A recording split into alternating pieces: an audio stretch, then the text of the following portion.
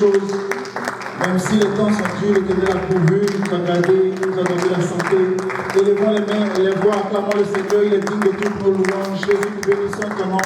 Merci Éternel pour un temps comme celui-ci. Et toute la gloire te revient, toi qui prends soin de nous. Alléluia. Gloire au nom de Jésus. Amen. À l'ouverture du service ce soir, nous allons lire dans le psaume 139. C'est un psaume du roi David. Nous allons lire les 5 premiers versets et les 2 derniers versets. Amen.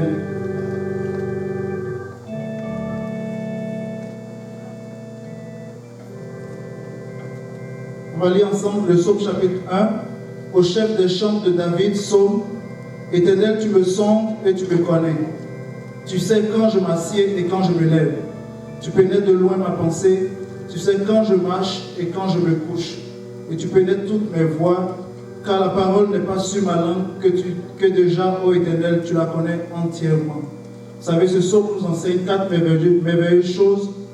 La première de ces choses, c'est que Dieu nous connaît. Nous servons un Dieu qui nous connaît, qui sait là où nous nous trouvons, qui connaît nos besoins. Et la deuxième chose, c'est que Dieu est toujours près de nous. Si vous lisez tout le psaume, vous allez voir, Dieu est toujours près de nous, peu importe ce qui arrive. Et quand vous allez plus loin au verset 13, il dit, c'est toi qui as formé mes reins. Nous avons un Dieu qui nous connaît et qui a un plan pour chacun d'entre nous. Donc peu importe les situations, les épreuves, Dieu a un plan pour nous. Et son plan finit toujours par s'accomplir. Et quand vous allez vers la fin de ce passage, nous voyons que nous servons un Dieu qui rend justice. C'est le Dieu de justice.